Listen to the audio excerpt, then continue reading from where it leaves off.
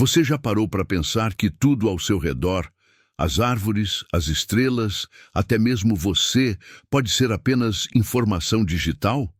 Linhas de código executando em um computador infinitamente poderoso? Pode parecer ficção científica, mas cientistas de renome ao redor do mundo estão levando essa hipótese extremamente a sério.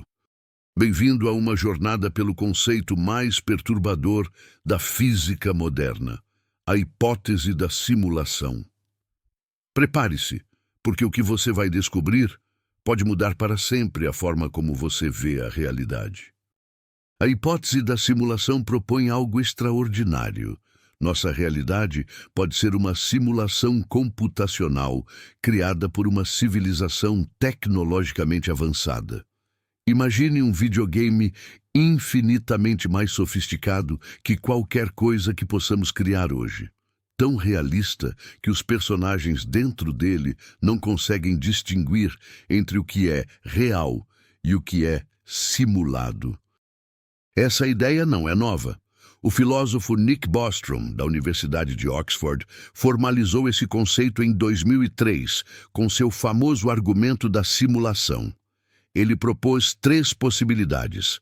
Primeira, civilizações avançadas sempre se destroem antes de desenvolver tecnologia para criar simulações realistas. Segunda, civilizações que sobrevivem simplesmente não têm interesse em criar essas simulações.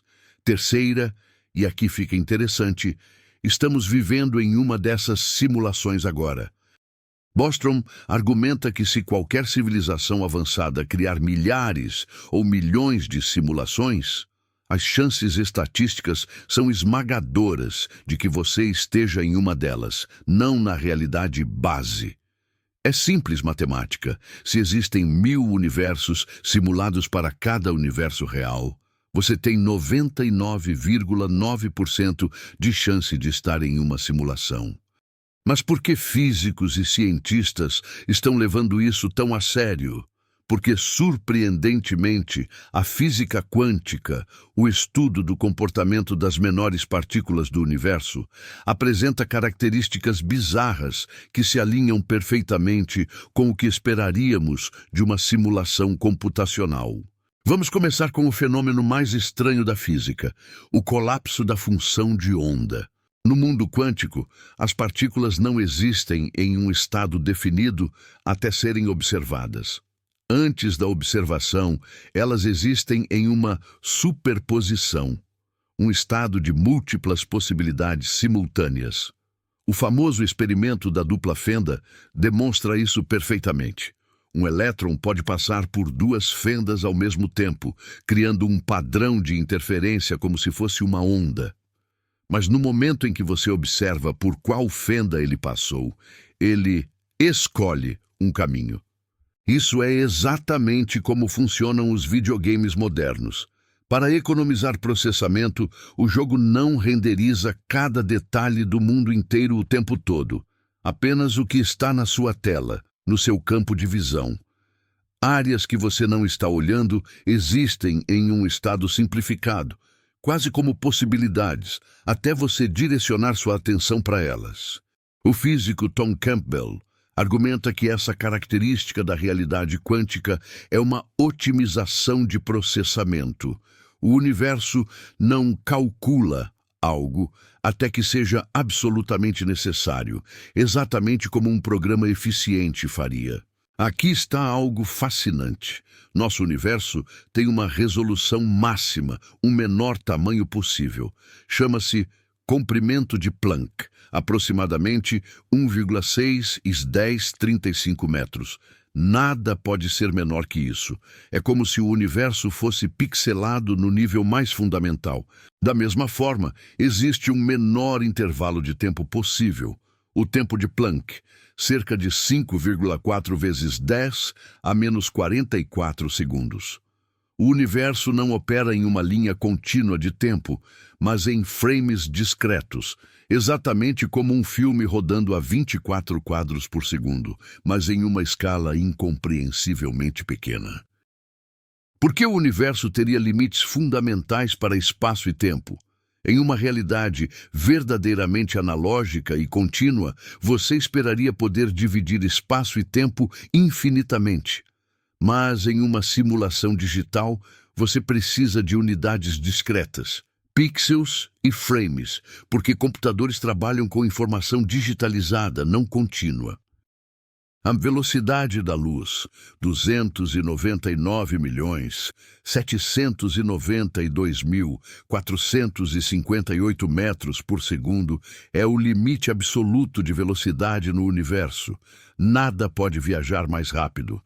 Einstein nos ensinou isso. Mas por quê? Por que o universo imporia um limite de velocidade? Na perspectiva da simulação, isso faz sentido perfeito. Imagine tentar sincronizar uma simulação massiva. Se a informação pudesse se propagar instantaneamente, o sistema precisaria atualizar tudo simultaneamente, uma carga de processamento impossível.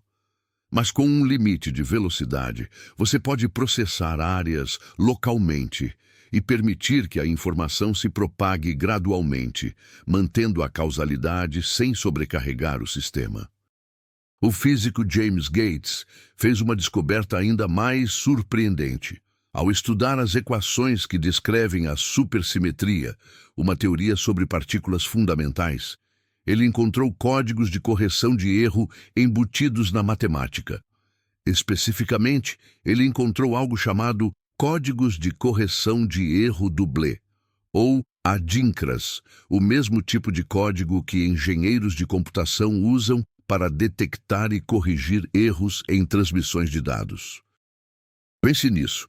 A matemática que descreve a realidade fundamental contém código de computação criado por humanos.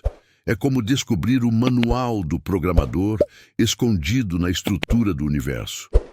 Einstein chamava isso de ação fantasmagórica à distância e odiava a ideia. Quando duas partículas se tornam entrelaçadas, elas permanecem conectadas, não importa quão distantes estejam. Meça o estado de uma e instantaneamente saberá o estado da outra, mesmo que estejam em lados opostos do universo. Isso parece violar a velocidade da luz, mas não viola, porque você não pode enviar informação útil através do emaranhamento. É quase como se o universo estivesse trapaceando. As partículas não estão realmente se comunicando. Elas estão acessando a mesma variável em um banco de dados compartilhado. Na programação, isso é trivial. Dois objetos diferentes podem fazer referência ao mesmo ponteiro de memória. Mude esse valor central e ambos os objetos refletem a mudança instantaneamente, sem qualquer comunicação entre eles. Agora, vamos falar sobre probabilidade e tecnologia. Elon Musk famosamente declarou que as chances de vivermos na realidade base são 1 em bilhões. Vamos entender o raciocínio. Em 1972, tínhamos Pong, 2 retângulos e um quadrado se movendo na tela. 50 anos depois, temos realidade virtual indistinguível da realidade em alguns aspectos, gráficos fotorrealistas e inteligência artificial que passa no teste de Turing. A progressão é exponencial. Agora, imagine 1000 anos de progresso, 10.000, 1.000.000. Se a humanidade sobreviver, eventualmente criaremos simulações completamente indistinguíveis da realidade. Simulações onde os personagens têm consciência, mesmo que artificial. E uma vez que possamos fazer isso, faremos milhões ou bilhões de simulações para pesquisa, entretenimento, educação, qualquer motivo. Faça as contas. Se cada civilização avançada cria milhões de universos simulados e apenas um universo base existe, qual é a probabilidade de você estar no base? Estatisticamente negligenciável. Há também o argumento de Rizwan Virk, cientista da computação do MIT. Ele aponta que a realidade exibe características de realidade virtual. Primeira, consciência limitada ao corpo físico, como um jogador limitado ao seu avatar. Segunda, física que funciona através de matemática. regras codificadas, como as regras de um jogo. Terceira, memórias falhas e compressão de dados. Seu cérebro não armazena cada momento em alta resolução, apenas o essencial, como um arquivo comprimido. Quarta, experiências místicas e estados alterados de consciência poderiam ser bugs ou modos de debug. Momentos em que você percebe a estrutura subjacente. Se vivemos em uma simulação, o que isso significa? As implicações são profundas e, surpreendentemente, nem todas são perturbadoras. Primeiro, não muda nada em termos práticos. Suas experiências ainda são reais para você. O amor que você sente, a beleza de um pôr do sol, a dor de uma perda, são todos reais dentro do contexto desta realidade. Simulado não significa falso ou sem importância. Segundo, isso poderia resolver problemas filosóficos antigos. O problema mente-corpo, por exemplo, como consciência emerge da matéria. Talvez não emerja. Talvez a consciência seja o jogador e o cérebro seja apenas o console. Terceiro, pode haver administradores ou programadores, o que muitas religiões chamariam de deuses ou criadores. Mas eles não seriam sobrenaturais, seriam apenas seres em um nível superior de realidade com tecnologia mais avançada. Isso também levanta questões éticas fascinantes. Se pudermos criar simulações com seres conscientes, temos responsabilidades morais com eles. Nossos criadores têm responsabilidades conosco? Desligar uma simulação seria genocídio em escala universal? E aqui está uma questão perturbadora. Se estamos em uma simulação, quantos níveis acima? Nossos criadores podem estar em uma simulação criada por outros, que estão em outra simulação. Pode ser simulações até em cima, turtles all the way down, mas invertido. Justiça obriga a mencionar que muitos cientistas são profundamente céticos quanto à hipótese da simulação. O físico Sabine Hossenfelder argumenta que a hipótese é infalsificável. Não podemos testá-la. Então não é realmente ciência. Se tudo que observamos pode ser explicado como assim que a simulação funciona, então a hipótese não faz previsões testáveis. Outros apontam que apenas porque podemos imaginar tecnologia futura não significa que ela é possível. Simular um universo inteiro até o nível quântico pode requerer recursos computacionais literalmente impossíveis, violando princípios termodinâmicos. O filósofo David Chalmers, embora leve a hipótese a sério, nota que ela não resolve problemas fundamentais sobre consciência, apenas os move para outro nível. Se minha consciência é real, mas meu corpo é simulado, ainda precisamos explicar de onde vem a consciência. Há também o argumento pragmático. Mesmo se for verdade, e daí? Não podemos fazer nada a respeito, não muda como devemos viver nossas vidas. Então focar nisso é uma distração filosófica. Mas alguns cientistas estão tentando encontrar formas de testar a hipótese. Se vivemos em uma simulação, deve haver rastros, pequenas imperfeições ou limitações. Uma proposta envolve procurar por assimetrias no raio cósmico. Em uma simulação, pode haver uma direção preferencial em coordenadas espaciais, como pixels alinhados em uma grade. Físicos estão procurando por essas anisotropias. Outra abordagem procura por limites na taxa de informação. Se o universo processar informação em uma taxa fixa, como sugerem os limites de Planck, podemos ser capazes de detectar atrasos de processamento em fenômenos extremamente rápidos.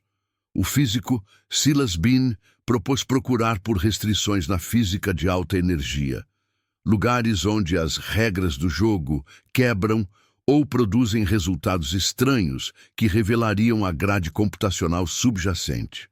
Alguns sugerem que avanços em inteligência artificial podem fornecer pistas. À medida que criamos IAs mais sofisticadas e potencialmente conscientes, podemos aprender sobre nossa própria situação. Se conseguirmos criar consciências simuladas, isso provaria que é possível, aumentando drasticamente a probabilidade de sermos nós mesmos simulados. Então, vivemos em uma simulação? A verdade honesta é, não sabemos. As evidências são intrigantes, mas não conclusivas. A física quântica é estranha de formas que se alinham surpreendentemente bem com o que esperaríamos de uma realidade computacional. Os argumentos probabilísticos são convincentes, mas argumentos não são provas. Talvez estejamos em uma simulação. Talvez a realidade seja exatamente o que parece, ou talvez a verdade seja algo que ainda não podemos nem conceber. O universo é mais estranho do que imaginamos e possivelmente mais estranho do que podemos imaginar. Uma coisa é certa: fazer essas perguntas, explorar essas possibilidades, esticar nossa compreensão até os limites, isso é o que nos torna humanos. Simulados ou não, somos seres que contemplam nossa própria existência. E isso, por si só, é extraordinário. Obrigado por assistir. E lembre-se, questione tudo, inclusive este vídeo. Afinal, se estamos em uma simulação, o pensamento crítico pode ser o bug que nos liberta. Ou exatamente o que os programadores queriam que desenvolvêssemos. Se você gostou desse vídeo, ajude nosso canal, curtindo e compartilhando com seus amigos. Até o próximo vídeo.